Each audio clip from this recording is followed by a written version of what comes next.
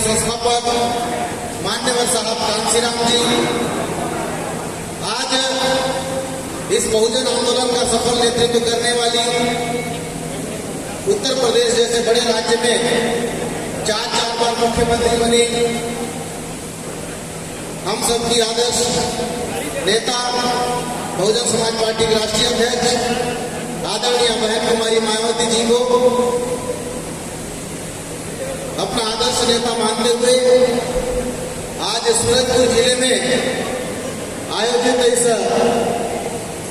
सम्मेलन में हमारे बीच उपस्थित माननीय इंजीनियर रामजी गौतम जी, केंद्रीय कोऑर्डिनेटर, राज्यसभा के सांसद और बहुजन समाज पार्टी के छत्तीसगढ़ के सहित कई राज्यों के प्रभारी माननीय एडवोकेट नर्मदा प्रसाद अहिरवार जी, केंद्रीय कोऑर्डिनेटर और छत्तीसगढ़ प्रदेश के प्रभारी माननीय राधेश्याम सूर्यवंशी जी, देवलाल सूर्यवंशी जी, प्रदेश के प्रभारी का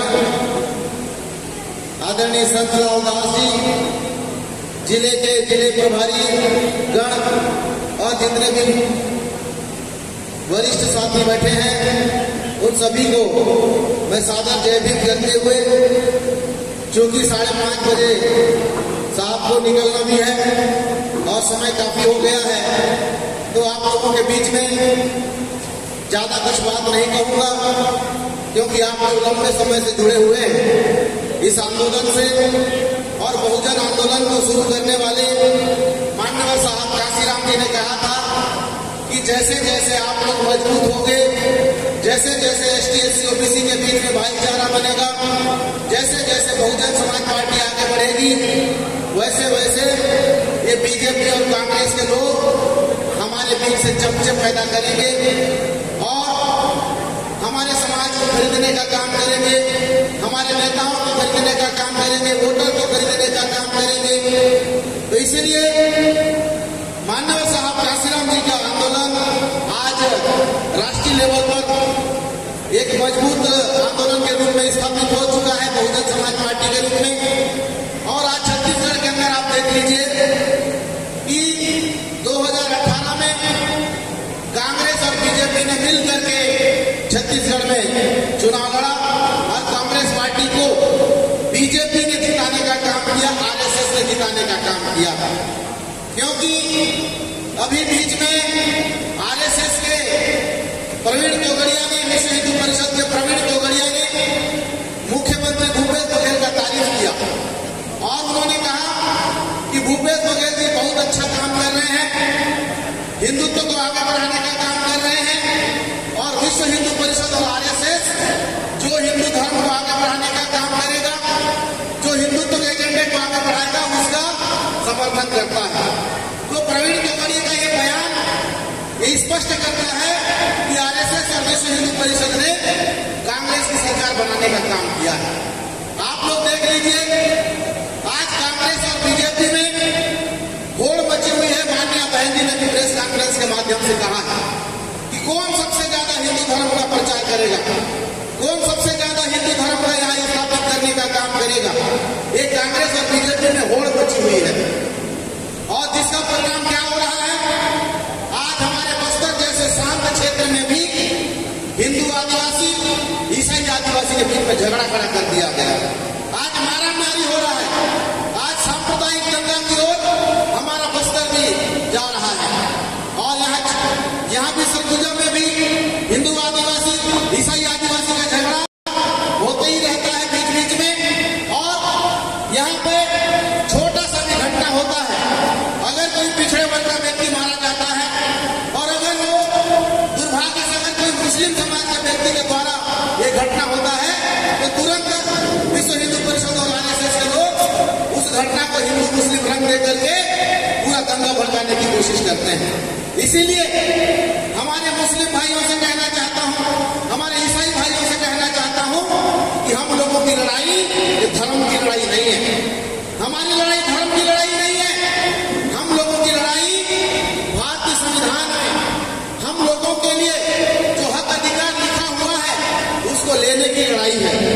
और ये भारतीय संविधान हम लोगों के लिए बाबा साहब डॉक्टर भीमराव अम्बेडकर ने लिख दिया इसमें हमारा हिंदू हो, मुसलमान हो, ईसाई हो, सिख हो, ब्राह्मण हो, ठाकुर हो, कोई भी हो, जो भी भारत देश का रहने वाला नागरिक है, सबके लिए हक अधिकार यहाँ पर लिखा हुआ है। किसी के साथ कोई भेदभाव नहीं है। हर इंसान आगे बढ़ सकता है। हर इंसान हर नागरिक इस देश के अंदर में आगे बढ़ सकता है, बिजनेस कर सकता है, अच्छी पढ़ाई कर सकता है, उसको अच्छी जिंदगी जीने का अधिकार है। ये बाबा साहब ने संविधान में लिख दिया है।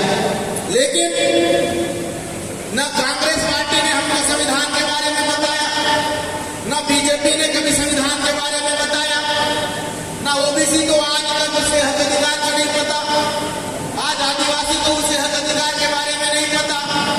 आज हम लोग सरगुजा में हैं, सीरतपुर सरगुजा, ये जो 5वीं अनुसूची का क्षेत्र है, उसी संविधान में 5वीं अनुसूची क्षेत्र का कानून लिखा हुआ है और उस कानून में लिखा है कि ये जल जंगल जमीन का मालिक आदिवासी है। और बिरसा मुंडा का यहाँ हम लोग फोटो लगा के रखे हैं, तो बिरसा मुंडा जी ने क्या कहा, ये जल जंगल जमीन के हम मालिक हैं, ये हमारा मिल्कियत है, हम यहाँ के मूल निवासी हैं और इसका मालिक हमको होना चाहिए। लेकिन हम लोग देख रहे हैं कि कोई भी आदिवासी ये जल जंगल और जमीन का मालिक नहीं है। तो अगर कोई मालिक है तो बड़े बड़े सेठ, अडानी और अंबानी जैसे लोग उस जल जंगल जमीन के मालिक हैं, वो लोग बन गए हैं और संविधान तो हमको मालिक बनाना चाहता है। तो ये सरकार इस संविधान में लिखी हुई बात को क्यों लागू नहीं कर रही है? क्योंकि इस सरकार को बनाने के लिए विधायक लोगों की जरूरत होती है और विधायकों को विधायक जीतने के लिए चुनाव जीतने की जरूरत होती है। और चुनाव जीतने के लिए जो विधायक का चुनाव लड़ता है वो करोड़ों रुपया खर्च करता है, करोड़ों अरबों रुपया खर्च करके विधायक बनता है और वो करोड़ों रुपया अडानी और अंबानी जैसे सेठ लोग उसको देते हैं और वो अडानी अंबानी का पैसा को हमारे समाज को बांटने का काम करता है, हमारे समाज को दारू पिलाने का काम करता है, हमारे समाज की बहनों को साड़ी कंबल देने का काम करता है। तो हम लोग जब तक अपने वोट को बेचते रहेंगे, हम लोग कभी भी जल जंगल जमीन का मालिक नहीं बन सकते। इसलिए हम लोगों को अपना वोट को बेचना बंद करना होगा। इसीलिए माननीय साहब काशीराम जी ने न बिकने वाला समाज बनाने के लिए पूरा जिंदगी लगा दिया और वही आंदोलन, उसी आंदोलन को आज भी हम लोग चला रहे हैं। तो माननीय नर्मदा प्रसाद अहिरवार जी, इन्होंने भी अपना पूरा जिंदगी लगा दिया, आजीवन शादी ब्याह नहीं किए, पूरा छत्तीसगढ़ में पूरा महीनों भर दौड़ते रहते हैं। माननीय इंजीनियर रामजी गौतम साहब आज इंजीनियर हैं, वो अच्छे इंजीनियर करके अपना जीवन बिता सकते थे, लेकिन पूरे भारत देश के अंदर में लोगों को समझाने के लिए दौड़ते रहते हैं। तो हम लोगों को भी दौड़ना पड़ेगा कि नहीं? हम लोगों को घर छोड़ना पड़ेगा कि नहीं? जब ये पूरा महीने महीने सालों साल पूरे समाज को समझाने के लिए गांव गांव में जा रहे हैं, समझा रहे हैं, घर नहीं जा रहे हैं और इनके साथ साथ हम लोग चलते हुए हम लोग भी अपना घर द्वार छोड़ के आप लोग के बीच में आए हैं। इसलिए मैं आप लोग से कहना चाहता हूँ, ये नवंबर दिसंबर में चुनाव है और इस चुनाव तक हम लोगों को भी अपना घर द्वार छोड़ना होगा। अगर हमको जल जंगल जमीन का मालिक बनना है, अगर हमको इस छत्तीसगढ़ का मालिक बनना है, घर में बैठे रहने से नहीं होगा। तो आप लोगों को भी घर द्वार छोड़ना पड़ेगा कि नहीं भाई? सरकार बनाने के लिए कौन कौन घर द्वार छोड़ने के लिए तैयार है? गांव गांव जाने के लिए कौन कौन तैयार है? और इस आंदोलन में अगर हमको जीतना है, अडानी अंबानी जैसे करोड़पति अरबपति लोगों से हमको चुनाव जीतना है, तो हम लोगों को भी पैसा की जरूरत है। अगर हम लोगों को 1 करोड़ रुपया नहीं तो 10 लाख रुपया, 20 लाख रुपया की जरूरत है, तो उतना पैसा भी कहां से आएगा? जो हमारा चुनाव लड़ेगा, जो भी चुनाव लड़ने चाहते हैं, वो तो सब हमारे कार्यकर्ता लोग हैं, उनके पास कहां से पैसा आएगा? तो इसीलिए इस आंदोलन को, इस बहुजन समाज पार्टी के आंदोलन को आगे बढ़ाने के लिए हम लोगों को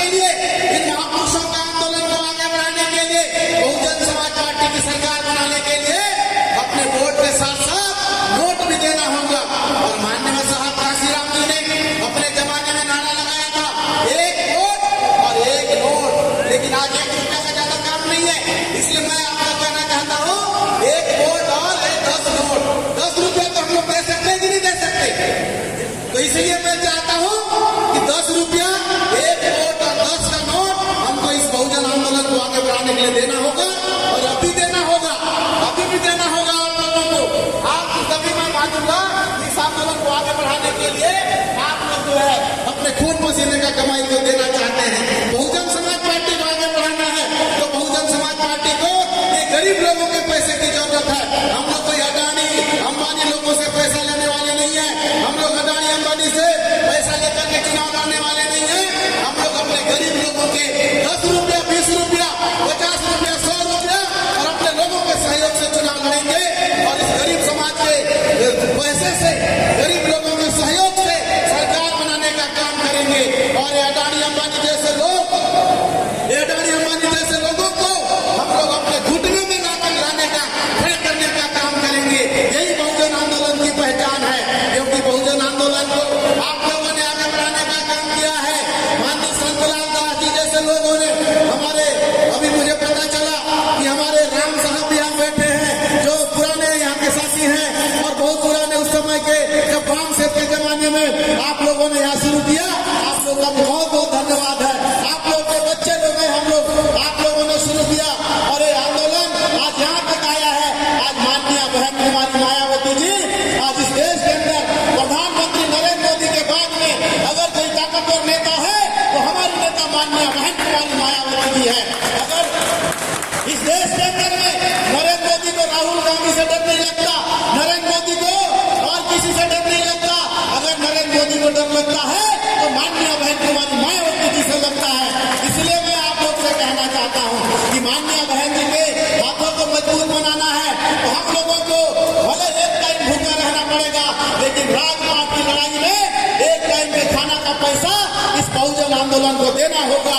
और जब तक हम लोग इस तरह का त्याग नहीं करेंगे, अपने समाज को बिगड़ने से बचाने का काम नहीं करेंगे, ये आंदोलन आगे बढ़ने वाला नहीं है। हम लोग राजपाट में आने वाले नहीं है। इसलिए मेरे बहुजन समाज के लोगों, हे मेरे आदिवासी भाइयों और बहनों, हे मेरे पिछड़े वर्ग के भाइयों और बहनों, हे मेरे अनुसूचित जाति के भाइयों और बहनों, आज अगर बहुजन आंदोलन को आगे बढ़ाने का काम करना है 2023 में नवंबर दिसंबर में छत्तीसगढ़ में बहुजन समाज की सरकार बनाने का काम करना है तो आप लोगों को आगे आना होगा और आप लोगों को ये सहयोग की राशि को और भी बढ़ाना होगा। और दिसंबर में नवंबर में जब भी चुनाव होगा, अपना धान की फसल काट के और अपना एक टाइम भूखा रह के अपने बाल बच्चों के भविष्य के लिए इस आंदोलन के लिए आपको मदद करना होगा। वही हमारी जीत होगी और वही हम लोग जो है इस देश में सीना चौड़ा करके छत्तीसगढ़ के अंदर में हम लोग घूमने का काम करेंगे। सीना चौड़ा करके हम लोग जिंदगी जीने का काम करेंगे। यही बहुजन समाज पार्टी का मकसद है। माननीय साहब काशीराम जी यही कहते थे कि कांग्रेस और बीजेपी ने हम लोगों को मांगने वाला बना दिया। कांग्रेस और बीजेपी ने हम लोगों को मांगने वाला बना दिया। मांगने वाला भिखारी होता है, देने वाला राजा होता है। इसलिए माननीय साहब काशीराम जी ने कहा कि मांगने वाला नहीं, देने वाला बनो। आप लोग आज देने वाले बने हैं तो देने वाला राजा होता है। आने वाले समय में आप लोग भी राजा बनने वाले हो, छत्तीसगढ़ के शासक बनने वाले हो। आप लोगों का हाथ अब मांगने वाले से जगह इस तरह से हो गया है। ये माननीय साहब काशीराम साहब के आंदोलन का ये जो है सफल आंदोलन है कि हमारा समाज आज मांगने वाला नहीं देने वाला बन रहा है। और जितना ज्यादा संख्या में गांव में हमारा समाज देने वाला बनेगा, उतना जल्दी हम लोग राजपाट की ओर आगे बढ़ेंगे। यही मैं आशा उम्मीद करते हुए कि बहुजन आंदोलन को आगे बढ़ाने के लिए आप लोग ऐसे ही तन मन धन से वोट नोट सपोर्ट देने का काम करेंगे तो नीला झंडा और हाथी निशान का परचम हम लोग छत्तीसगढ़ में लहराएंगे। यही आशा उम्मीद करते आप लोगों ने मेरी बात को ध्यान से सुना। इसके लिए बहुत बहुत धन्यवाद अदा करते अपनी बात विराम देता हूँ। आप सबके साथ